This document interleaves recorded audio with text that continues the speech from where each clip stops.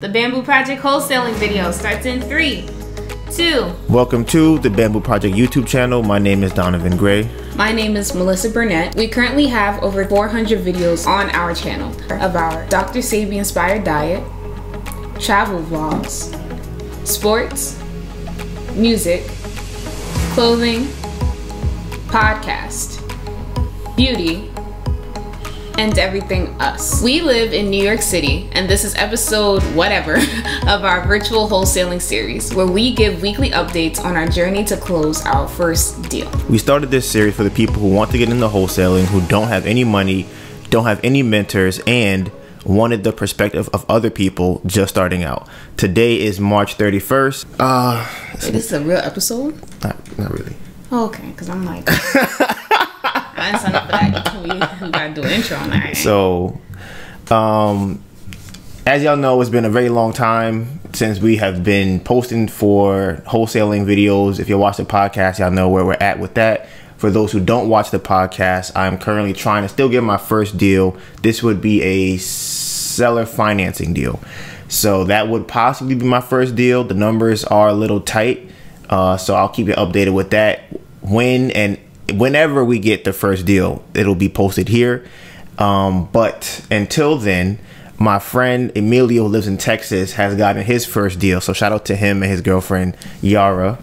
They were watching the channel from before, obviously, when we first started. When we first ever started making videos, they tuned in and were checking it out. They didn't have a deal at that point.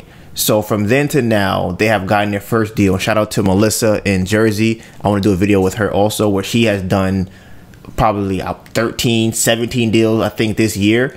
And the same thing with her. She started watching the videos on our channel and then got her first deal, not because of our videos, but I think it's always funny because we all start at the same point, and they have gotten, well, she got multiple deals. He has one deal that he just finished assigning. I think he has 2 more in the contract. So this video is an interview that I did with my guy Emilio and his girlfriend Yara. So Yara and Emilio, they got their first deal. Now, he told me about it. That was a Friday we talked about it. Yeah, and I wanted to ask about it on Friday, but I didn't want to like text about it because I was gonna be too excited. So I'm like, okay, I gotta get on the phone with him. But I'm like, you know what? If we could kind of get it on video, then I think that'd be even better. And, you know, put it on the channel, everybody else could see it and kind of, you know, use that for what they want to do when they start wholesaling. So my first thing I want to ask, obviously, is let everybody know a little bit about you as far as where you live at and how you got into wholesaling. You can go first. Well, we both live here in Amarillo, Texas. We actually ended up dropping out of college to explore this whole real estate thing. Yeah, so it's been crazy, but it's definitely been worth it. You dropped out before real estate? That's the reason you guys did it? Well, I had dropped out of college, but I didn't dive directly into real estate. I was just kind of exploring on my own to see what I wanted to do. But I actually got into it because of him. He introduced me into it, and here we are.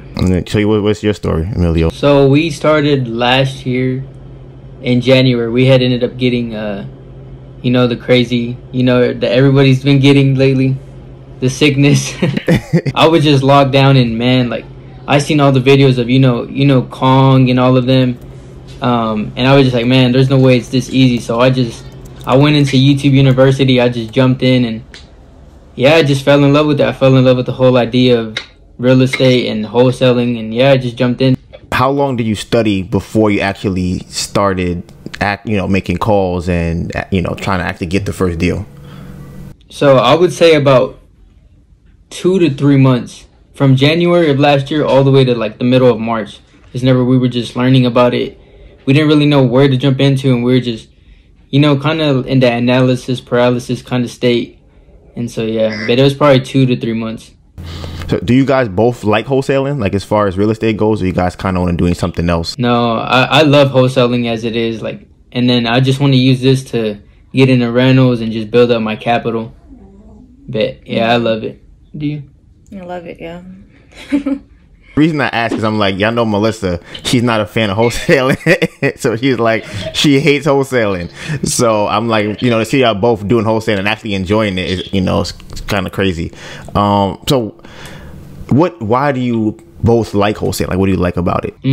I just loved how fast it is that you could get the money, and it's a very like simple process, but it's challenging at times. But I just love the idea of, you know, prospecting out to all these homeowners and seeing if they want to sell and be able to really help people in, you know, those certain situations that really need the fast, easy sell cash. So yeah, that's what I love about it. For me, it's being able to work for ourselves, you know, not having to work for somebody above us. And it's just being able to put in our own time, our own hours, making our own schedule, and not having to worry about going to work. You know, that's the part I like. Have you guys quit your job since you got your first deal? I quit my job. I actually ended up getting COVID twice. Twice? Twice. And the second time I got it at the very beginning of January. And after that, I didn't go to work. I went back to work for a couple of days. And then after that, I just decided I didn't want to go back. So I quit. And then that's when, I guess you could say, I really went in full time with real estate. Yeah, I ended up quitting my job as well. I quit probably in the middle of February, I think. Of this year? Yeah, this year. So do you think that quitting helped you get the first deal? So I remember it was a old podcast of yours. You were talking about how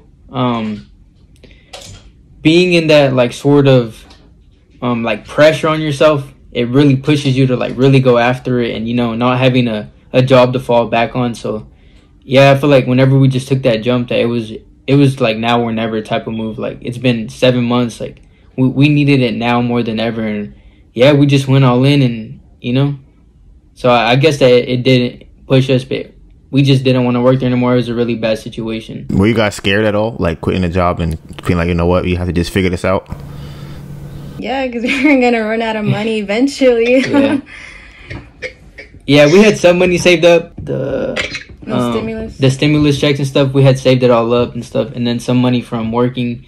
So we were good, but like I said, like, I didn't want to have to spend all that money and be, you know, dead and broke and still having to worry about it. So it came at the right time, I would say that. Yeah, because I know with Melissa, I was just like, I'm very similar to that, where I'm like, listen, I'd rather be homeless trying to figure it out than having to go and work or something like that. But she's not very comfortable with that. She's like, nah, I don't want to live in a car. I don't want to be homeless. I don't want that. I'd rather go work. I'm like, nah, I don't want to work. So, you know, I'm curious if y'all both feel like it was something scary to actually quit and then have to figure it out. We actually had a convo this morning, and she was saying how I guess you could say fulfilling it is to be able to create the money yourself instead of having to go to, like, you know, working, you know, at a job and get it. Now, I do want to find out about the deal, because you're in Texas. It's a non-disclosure state. So how did that affect you when you were, like, this whole time, I guess, looking for properties?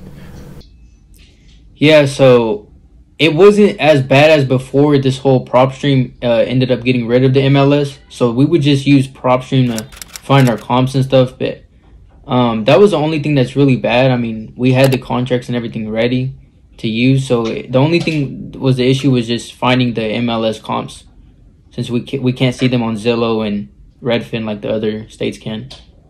So how do you guys find them now? We use batch leads.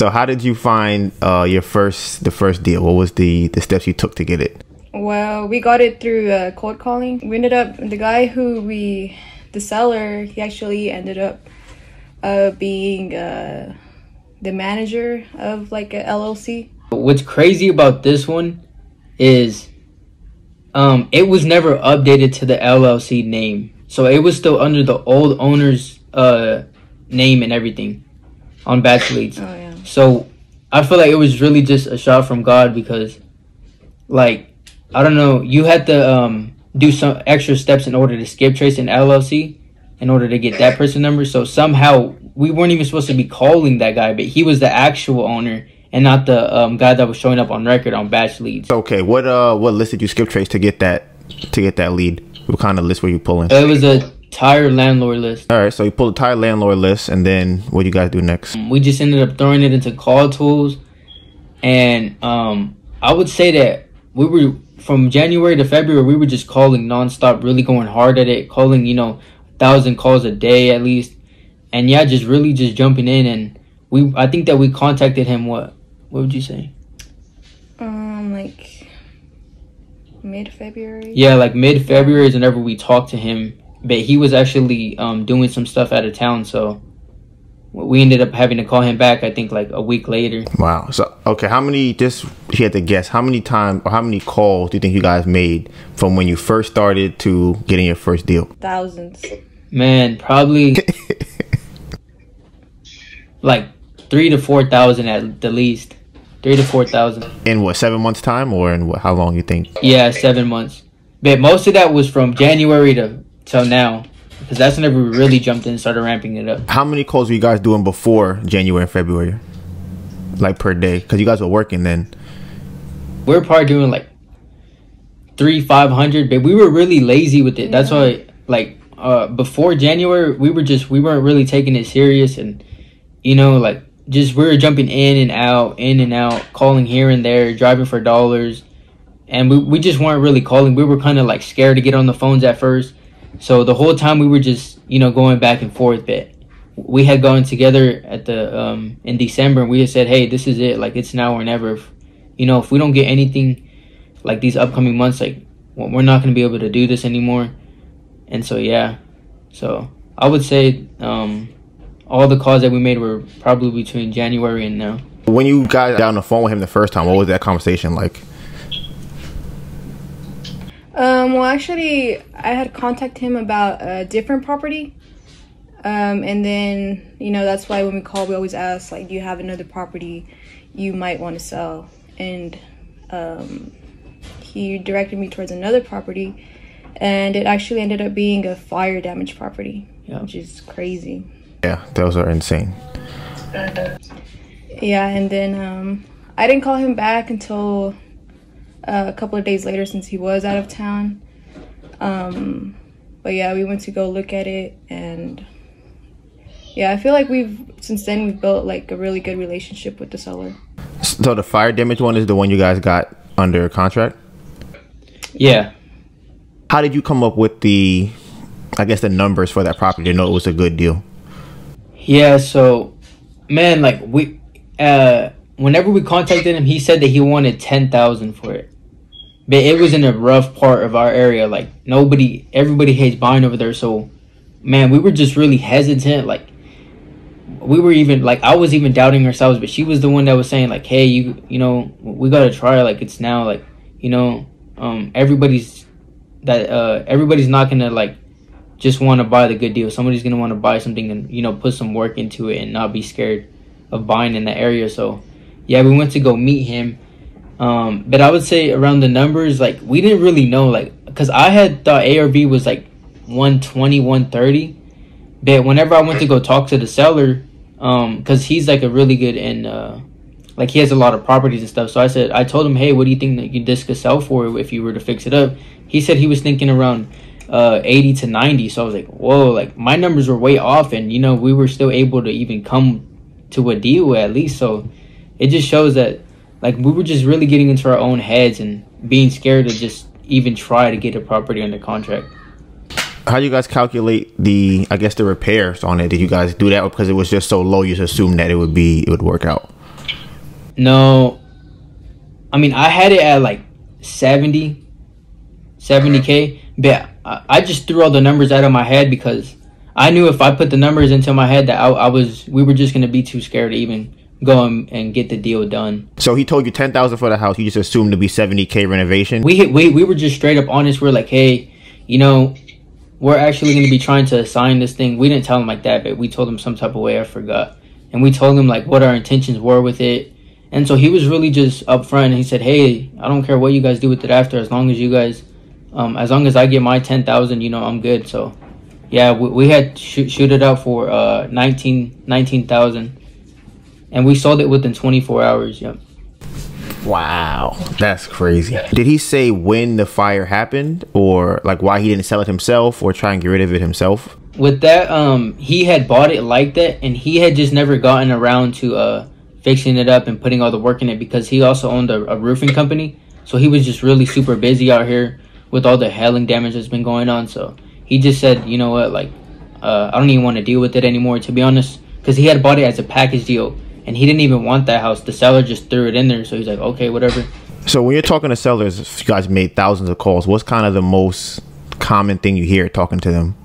Most of the time it's just, not interested at the time, or like in a couple of months. That's usually how far we get on these calls. So that's why we just have to keep calling and calling and calling until we finally get that yes. Yeah. Did anybody say they were interested and you guys didn't get to the closing table? Yeah, we had a couple, but like the numbers just weren't right. So I think that like now as we're going ahead, like we're gonna really try to like push it and really be more aggressive with our numbers, because as you know, the market's really crazy right now. So like I said, if I just let the numbers get to me on some, then I just feel like that wasn't a good thing, or else we wouldn't have gotten this other one if we were all dependent on the numbers. Everybody looks at real estate and figures, I need to know my renovation numbers, I need to know what the ARV, I gotta know my numbers, otherwise I shouldn't do the deal.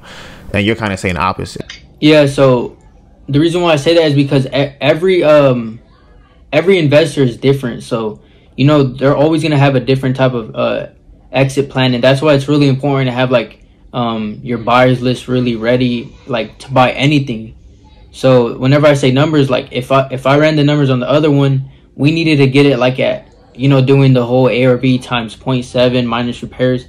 I think I needed to be around like what, I think it was lower than 10K if I remember right. So what was the ARV you said that you had? His ARV, which that's the thing, like even if it was, so his ARV was, we'll just say 110K between mine and his. Okay, so then times 70%, that's 77,000, and then you say you think the repairs would have been about 70,000, right? Yeah, it was a bad house. Yeah, you'd have been at 7,000 for the price, and then honestly, that didn't even include your. I didn't even add in the wholesale fee. Yeah, so that. So if I would have did that, I would have just been like, no investor's gonna do this. It's gonna need too much work. They're gonna need to be at this price. And it was, as you see, it's already a done deal because his asking price was 10, and we were able to sell it for 17.5. You know what I mean? One of the things I run into is like that. You look at the numbers, you go, okay, this is not gonna work. But I also know that every buyer is not the same. So I have seen people, a lot of people don't buy on market properties, which doesn't make any sense to me, but they don't like to do it. But other people are like, I want to buy on market properties. Another person might have a contractor that does work that, it can fit the budget. Another one doesn't. So I know somebody in Jersey, something that she talks about as far as getting buyers. She found her buyers first. Did you guys do that too? Or do you guys wait till you had the deal and then find a buyer afterwards? I'd say once we're working on getting the property under contract, we kind of already have like buyers in mind that buy in like certain areas, but we don't really, I guess, like market it out until we have it under contract. Yeah, so basically like the buyers that we had in mind, we sent it out to them and they didn't even want it. They were like, no, that's too much, this that, and like, yeah, that's what I'm saying. So that's why, like, what I'm trying to tell you guys is just don't get too much into your heads, and really, there's a lot of different buyers out there. Like I said, we sold it within 24 hours. All the other buyers that we thought were going to buy it, they didn't even want it. It was just not some random, but it was just a random call out of nowhere. Say, hey, I want to go look at it. We set up the time the next day. And yeah, like they were ready to go. Yeah, that's what I'm saying. That guy, she was a realtor, and her husband was he owned a construction, a plumbing, and electrical company. So he said, hey, this is gonna be easy. Like it's gonna even be cheaper for him. You know what I mean? And we had never thought of, hey, we're gonna target this guy. We're gonna send it to him. No, we didn't even have that. So yeah, that's what I mean. So you guys found it from a tired landlord list. How many times did you say you guys talked before you guys got to a number? I would say we talked to them 2 times. We talked to him 2 times, and on the first call, he gave us the price. So we were like, this is kind of dead. And like, we never really mentioned it, but we actually have a mentor that we paid to like mentor us and stuff over here. So he's the one that told us, hey, you guys should go meet him. He's a really good investor and stuff. So yeah, like, to be honest, like, it's really crazy. Like, we weren't really even thinking we were going to get this thing under contract, because we were just trying to meet him and build a relationship with him. We just went to go meet him as soon as he came back from being out of town. And yeah, like he was really ready to go. Like, he just wanted to get rid of it. And so he told us, hey, like, my price is 10K. I'm not going to go any lower. But I just felt that since he was so okay with us, you know, trying to wholesale it, send it out to other people, he didn't care. So I said, hey, you know what? Let's just go ahead and try it. If all fails, then at least, you know, we couldn't say that we didn't try. Would you suggest people to tell other, I guess, the seller that they're going to wholesale it or assign it? Or do you think they should just say that or come in as if they're the buyer and then kind of just say, I might have different exit strategies for the property? What would you suggest? I would suggest, depending on the deal, if you know, like, this is a smoking deal, then I would just go in as, hey, I'm going to buy this thing. But at the same time, I don't know, because you want to be upfront with them and, you know, let them know what's really going to happen. But yeah, I would say it just depends on if it's a smoking deal, then don't tell them. But if it is, like, you know, you're kind of, because we were a little bit skeptical, we didn't know if we were actually going to be able to, so we just went up front with him and told him, like, hey, this is what we're going to do. So yeah, I would say just depending on the property and, you know, where you're at, thinking if you could really sell it or not. Did he ask you what you guys would do if you guys couldn't perform? Did that ever cross you guys' mind if you got under contract and couldn't find a buyer? Yeah, so I told him, like, man, he knows what he was doing, because he kind of like rattled me out of my like phase, and I kind of slipped, and I told him, like, you know, we're not going to be able to perform. And so, like, he had ended up telling us later on, like, yeah, like, I wouldn't really tell sellers that, you know, later on, because it will, if I was a different seller and I didn't like you, I wouldn't have went with you, because that kind of threw me off how I said that bit. Yeah. Wow. So do you think so this is something that I always think is kind of interesting, right? I feel like a lot of successful people, and, you know, you guys have a deal set in my mind that makes you guys successful at it. And I feel like a lot of people who are successful will tell other people to do something different than what they did, even though what they did is how they got their deal. Would you advise someone to say that to a seller? Maybe word it differently. I would say just word it different, but like I said, we just weren't comfortable, and like I just had to tell him straight up. And if I didn't tell him straight up, then I was gonna be the whole time trying to sell it all scared and stuff. So I would just say it's depending on you. You know, if you don't care, you're just, you know, you're stone cold killer, then, you know, you don't have to tell him anything. So, but I would suggest it. Wondering if he, like, I'm imagining, right, if you would have got to the closing table on whatever day it was, and then he's like, all right, you want to buy it, you guys didn't find a buyer at that point, and he's like, and now you're like, damn, I don't know what to do, and he looking at you, I feel like at that point he would be a lot more upset, and then he might try to have some type of repercussion for that, as opposed to going into it and you said from Jump Street, listen, bro, I'm not gonna be able to perform on this, and he's like, all right, I feel more comfortable with that. And I actually had a guy talk to the other day, we were just talking, it was some seller I had talked to, and he asked me if I know what an alt 1 and an alt 2 is, right? And I was just like, nah, I don't know what that is. And he was like, you know what, because you said that, I respect you. I respect the fact that you said, somebody would just told me, yeah, I know what it is, I pretend to know what it was. And he said that he appreciates the fact that I said to him that, you know, that I don't know what it was. So I'm always curious if that is better to do going down the line, because, you know, you see a lot of people on YouTube will say, like, you know, you want to act a certain kind of way talking to them. You kind of want to be a little bit vague in how you're approaching a seller. But I do think a lot of times that I've seen, and I think about it, a lot of people are usually very honest with their person who they're talking to. Listen, I'm going to sign this. If I can't perform, you know, X, Y, and Z or whatever. So what kind of terms did you guys have? You guys have like a 10-day inspection period, or you guys have anything like that? No, so our contract, it didn't even have none of that. So like, I think that we should, but it just had like, hey, we're gonna close this day, there's no inspection period, like, and we have a clause in there that says, hey, like, if anything happens, like, we are gonna back out of this. It's a really bad contract, honestly. We need to like really revise and stuff, but yeah, like I said, just don't get into your own head, guys. That's what I'm gonna say, because this contract is really bad, honestly. Like, it doesn't even have an inspection period, nothing. Like, we just tell the sellers, it just tells them like straight up, like, hey, we need to have access to this, that. If this doesn't look good, we're gonna back out of it. Where'd you guys get the contract from? So we actually use Biz Matthews. That's funny. So that's what he uses for his deals, is that same contract? Yeah, but he said that he revised his and stuff, but I haven't looked into all that. Like I said, I just seen it in my my documents, and I said, hey, we're gonna use this one, and you know, it worked out. Okay, so I'm actually kind of glad you brought up Biz Matthews. So what Which YouTubers do you feel like you watch the most? I would say Kong, which wholesale to millions. Brent Daniels. Yeah, Brent Daniels is a big one. Yeah, TTP. TTP. And then there were some sneaky ones in there, like Biz Matthews. He helped out here and there a bit. And then your channel, the Bamboo Project, because that came out whenever we were starting too. So that's actually how I found you, was through the wholesaling videos. And then Ryan Pineda. Oh yeah, Ryan Pineda. Yeah. I already know I know he does real estate. He does have like wholesale videos too. I didn't know that. Yeah, he like had some, but they weren't really. They were like more of the business side standpoint, but he was still like, I still watch his videos for some type of help.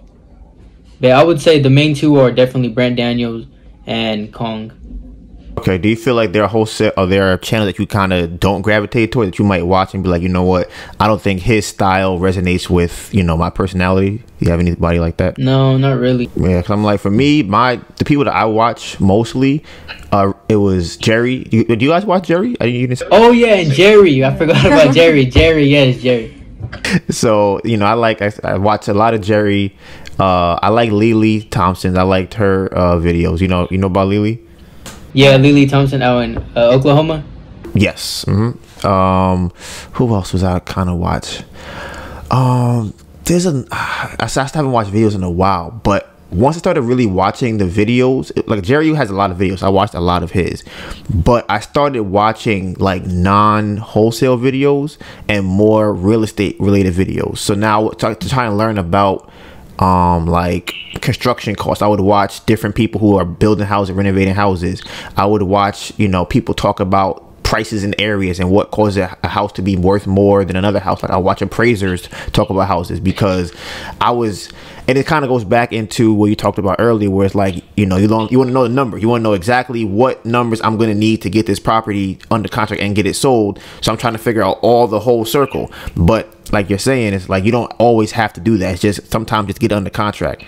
Have you ever had a contract before where you guys had to back out of it? No, this is our first ever contract. This is our first time. This is our first time. No, this was the second walkthrough that we've ever been on. And it was actually whenever we quit our job, we went through a walkthrough, and then this was our second one. How'd the first one go? They just ended up wanting too much. I knew, like at that one, I knew it was just way too much for the area. They wanted like 80K, and they needed like 30K in renovations, and the ARV was like 100K max. So it just wasn't even good. Yeah. Some people will get a bunch of buyers up front. That's I was talking about Jamil Danji and Pace Morgan. I forgot about them. But okay. Jamil talks about getting all your buyers at the beginning before you even go look for any deals or anything like that, right? So you guys say you guys didn't do that, right? No. Okay. So then Jerry says that what you should do is you should wait until you have a contract signed and then go and try and dispo and have a buyer for it. So it sounds like you guys are doing something somewhat in the middle of that, where you guys don't have it signed, but you already have like somebody that wants to sell, and you go to look for buyers then. Is that right? Yeah. So the way that we did it was, because we tried reaching out to the buyers, like what Jamil and all them say, like, hey, reach out to the buyers. I don't know if I was just reaching out wrong, but I was like, hey, I'm a wholesaler. What's kind of your criteria and stuff? And they're all like, anything as long as it's a deal. I hate that. Man. I hate that line so much. Bro, the whole time I was like, well, what if I get a deal at 0.80% and, it's in a good area? Are you going to want to buy it? And so it was just really getting annoying. And like I said, like, all the people we thought we were going to sell it to, it wasn't even ended up being them. So... But and I tried, like, whenever we got, I guess, something that I thought was a good deal, maybe the numbers did work. I kind of told them about it, but they didn't really listen to me unless I had it under contract. So yeah, and that's why, like I said, with Jerry, that's his thing, get it under contract. But then my issue with that is now I have to perform unless I have some type of inspection period that's like, ironclad like Jerry's has. He has, a 10 or 15 day inspection period. And what I've noticed when talking to buyer or sellers, they don't really want an inspection period if you tell them you're going to buy it cash. They feel like you should just have a 3-day inspection period. It should be really quick. You should be able to close in 2 weeks or something like that. So when was you guys closing date from when you signed the contract? How long was it? We signed it when the 8th, yeah, and then of March, of this March, and then so closing date is April 8th or April 7th. But the buyer that we got,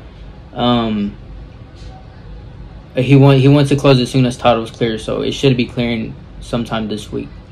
Oh wow. Okay, so then now the buyer that finally did actually buy it, where did you find him at? So we had whenever we got the deal, we had ended up posting in all of our Facebook groups and stuff. That's the only place we posted it. And yeah, they ended up calling us and said that they wanted it.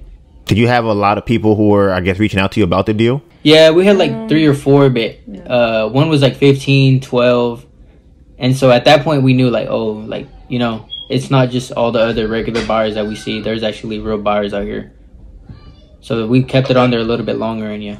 Did they have a conversation with you at all about the deal when they told you their prices?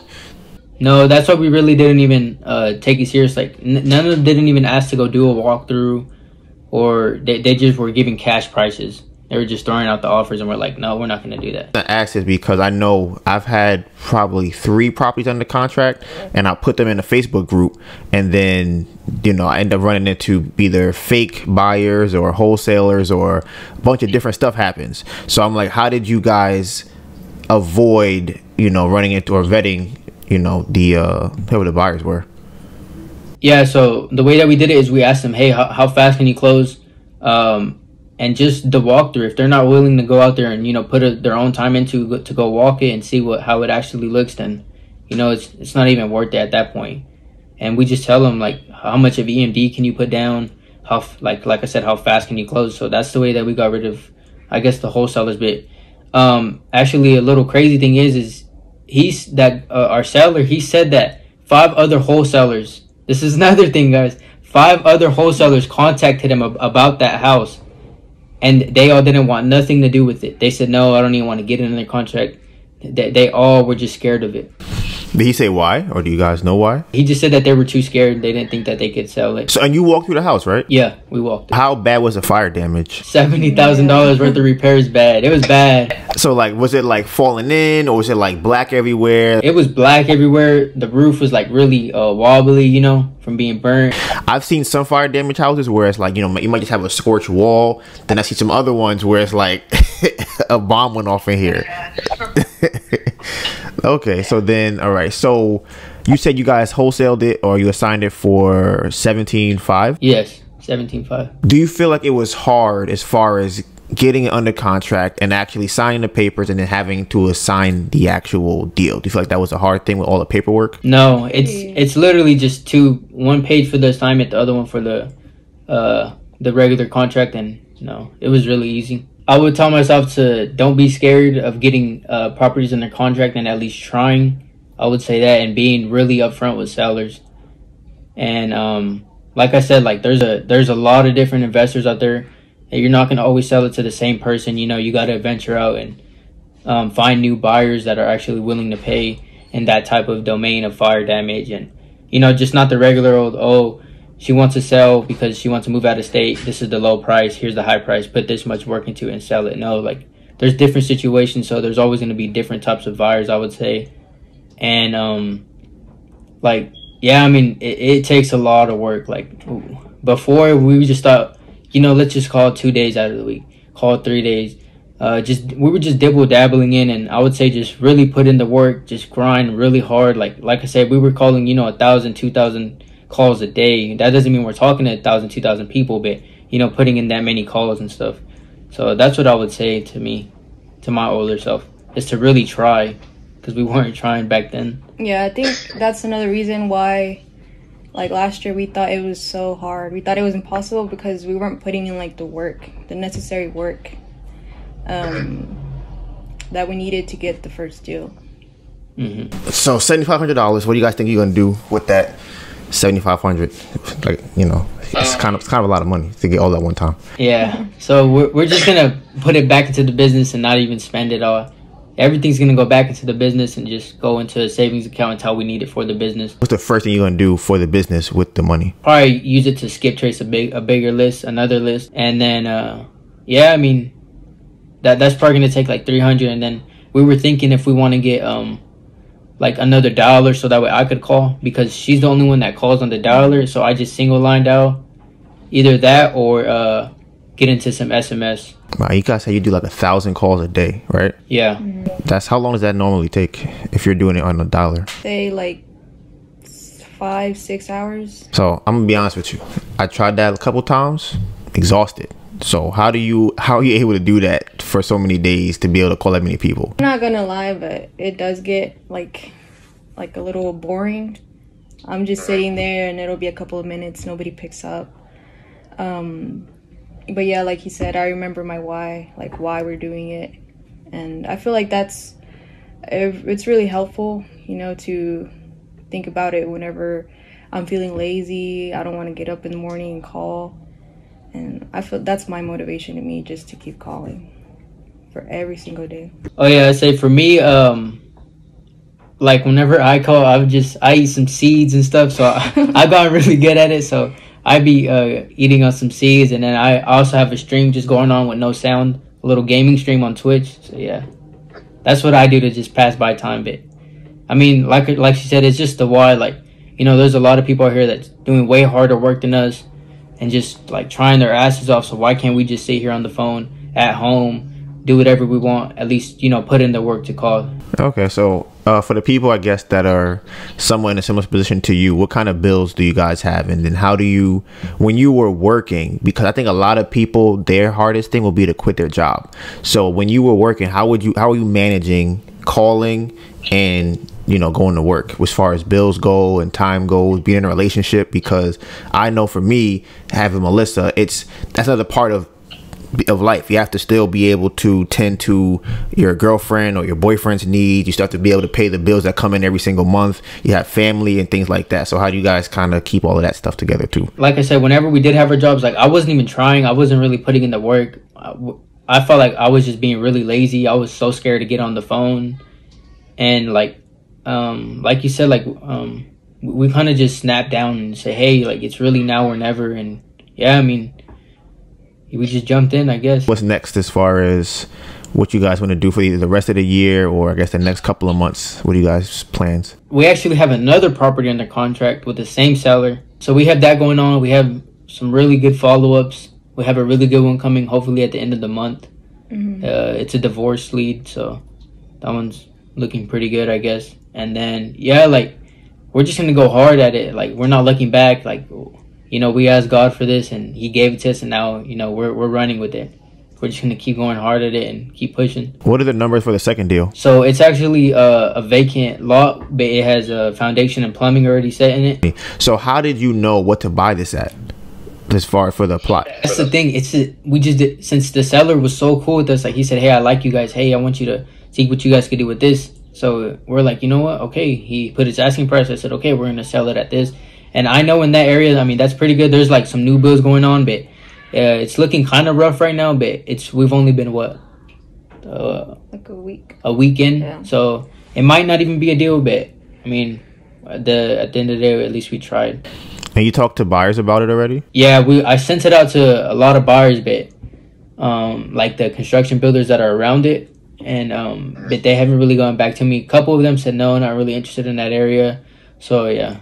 That's the way it's looking right now. I have this friend in Jersey. Her name is Melissa. It's funny. And she still works right now. And I think she's done like 10 deals or 12 deals. And I always think it's funny because similar to you guys, she was watching the channel, right? And at that point, she didn't have a deal. And then she ended up getting 10 deals from that stamp from then to now, and then she has like 2 or 3 or more under contract. And her thing is, she's like, okay, she wants to make a certain amount of money before she quits her job. So I was wondering if you guys have like a certain number you want to make before you go to the next stage, whether it be buying a house, whether it be renting something out, you know, if you guys want to move somewhere, like what do you guys kind of see yourself doing, and how much money do you feel like you guys need to get to that point? I would say that our inly goal is to at least try to make 100K this year. I think that's very possible with like I said, the numbers that we're going with, the follow-up game that we have right now. And I would say that we're just going to ride it out because we actually still live with our parents. So we're just going to ride it out, build our cash, you know, like Max Maxwell. And yeah, from there, just I mean, we don't even know what's next, but we have, like, once we get more deals, like, I know how I'm going to set up the VA business. What do you feel like is something that no one tells you or that you haven't seen on YouTube about wholesaling that you had to experience yourself? I don't know. I would say the buyer thing, like, yeah, like, you're not always going to know your buyer. That's the one thing that is just, like, I keep repeating it, but man, like I said, if I let my head and my numbers get to it, we wouldn't have even gotten this. So I would just say, really, if you're straight up with him, then why not try it? Why not try to sell that deal? Okay. Well, do you guys have an EMD for this property? Yeah, it was 500. Do you feel like you need money to wholesale? Do you think it's realistic to be able to, wholesale with no money at all?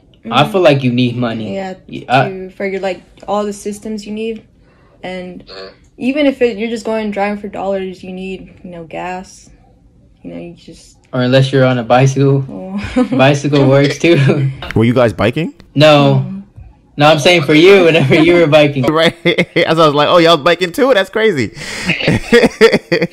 I would say that you can do it without no money, but like, you're really gonna have to put in the work. You're gonna have to, like, single line dough. Like, I mean, it's just extra steps that I know you're gonna have to take, just realizing doing it with all the systems we have.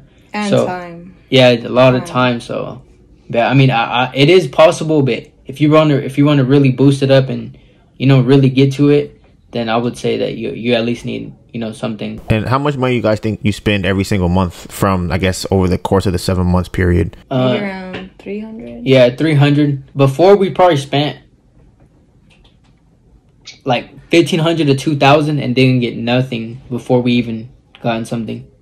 Just on, like, just on list, prop stream. Like, that's the thing. Like, man, we were really just bull crapping around. Like, we were paying money for prop stream and not even using it, not even really getting on there. So that's why it was really making us mad, and that's why we just really jumped in. But right now, the only things that we use is batch leads and call tools. So it turns out to like $150 a month, $160 a month, and then we probably have $100 to spend, like, for marketing and stuff. Now that you've done a deal, right? Do you think that wholesaling is hard?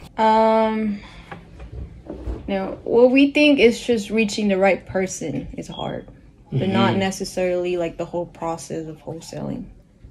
Yeah, I would say that's easy. Like, it's a very, very easy, simple process, but it's finding that needle in the haystack, that one seller that really needs your help. But like I said, it's not always going to be that, hey, here's the house, I'm moving out of state, give me $50,000, and the house is worth $200,000. It's not always going to be like that, like the way these people say it is. And if it is like that, then they're calling 3,000 people, every 2 weeks. Like, yeah, so, but I would say that it's easy, but it's very time consuming, and you have to stay to it, stay consistent.